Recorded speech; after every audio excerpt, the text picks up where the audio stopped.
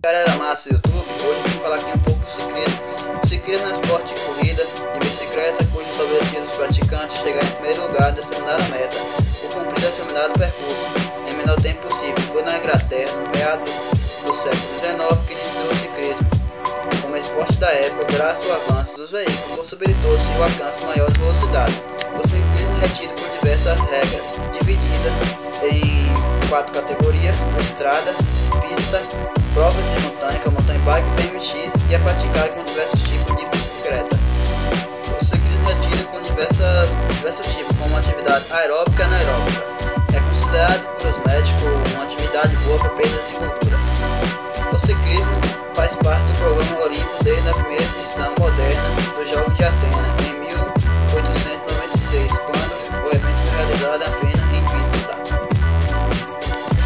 De preferência, os horários para o ciclismo na parte de cedo e na parte da tarde.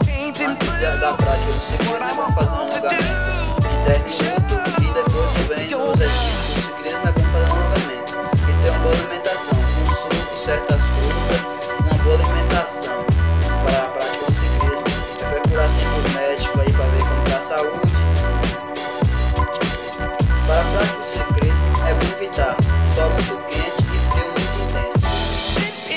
O ciclismo hoje está em diversas partes do Brasil, né? Tanto fora do Brasil, tanto no Brasil.